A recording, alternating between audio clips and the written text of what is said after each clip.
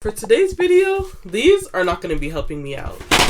I'm talking this is my 100 Ohulu marker set. Now, you're probably wondering why those markers aren't going to help me in today's challenge. That's because I'm only going to be allowed to use one color throughout the entire video. I couldn't decide on red or green, so we're going to do eeny, meeny, miny, mo. Eeny, meeny, miny, mo. Catch a tiger by the toe. If it hollers, let it go. Eeny, meeny, miny, mo. We doing red. What?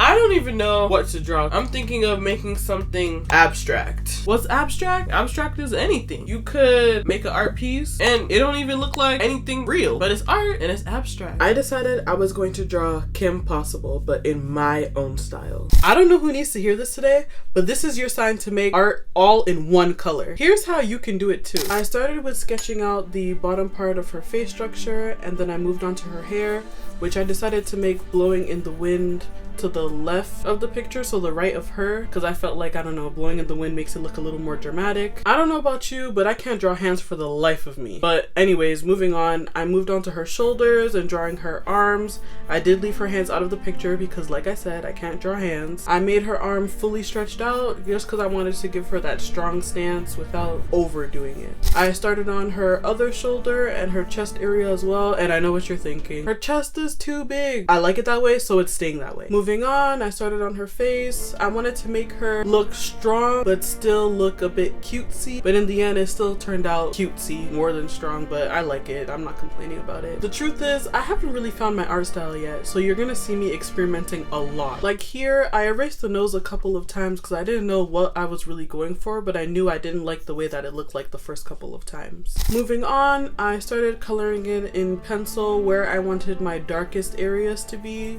in the eyes, underneath the neck, underneath the chin. Do you do this when you're making your art pieces? I tend to usually do a plain background because that's what I'm most comfortable with, but lately I've been trying to step out of my comfort zone and maybe add a bit more scenery because I just think it looks better. Like here, I started with drawing a lamppost and this some sort of building with like a brick building, just to give the place a bit more scenery. So I'm done with the initial sketch and this is how it's looking so far. I just added a little city background because I didn't want it to be too distracting.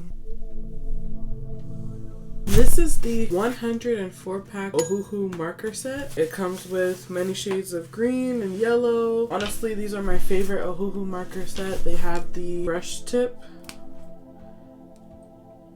and the marker tip, the chiseled marker tip. Honestly, just my favorite at the moment. I love, love, love. This was my favorite purchase. Oh my god.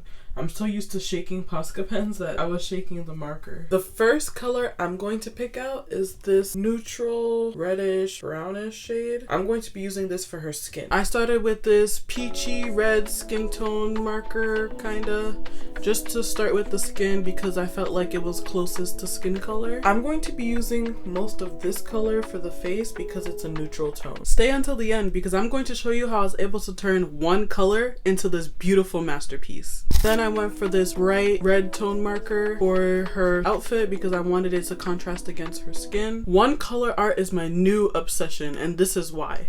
I feel like one color forces you to try to bring different shades together to try to make really good looking art. I feel like it's more challenging, I know, but it's fun. It's fun to work with. One color. Like here, I had to use the darkest red tone that I had to try to make shadows with it. Normally I'd be using like a dark gray or a black to make some shadows, but dark red was all I had, so it forced me to use it. Time to put my blending skills to the test because now it's all about blending and making the colors go together smoothly. Now I'm gonna go in with this mid-tone and just try to blend the dark and the light parts together. Now I'm gonna go back over everything with the first color that I used, and I'm going to just go over everything to blend it out even more than what it is. What would you have done here? So after coloring in the eyeballs, the darkest red that I had, I did some light shadowing around the face with a few other darker skin tone, lighter skin tone markers that were red, and then I colored in the eyebrows the same dark red as I colored in the eyeballs. And then I thought it was cheating if I decided to leave the eyeballs white, so I did color them in a red tone, but I felt like it ruined the picture. So what would you have done? I wanted to make her hair this deep brownish red color, so that's what I'm gonna do.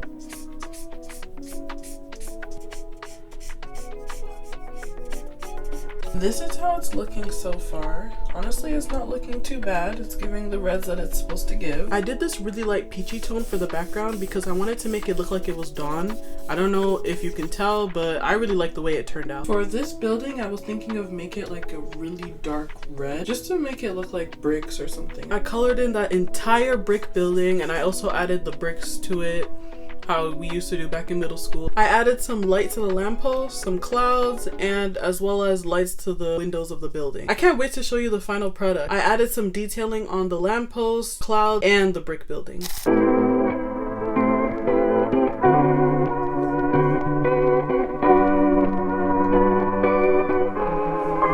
So now I'm officially done the Kim Possible art that I did in only red, and I really love the way that it turned out. One thing I would change though was I would probably leave the eyes white next time, like I did for the teeth and the white of the eyes. I think that made it come together. I would rate this challenge a good 6 out of 10. I would love to do blue next though. I feel like blue is such a challenging color. Thank you for watching. Don't forget to like, comment, and subscribe. Bye!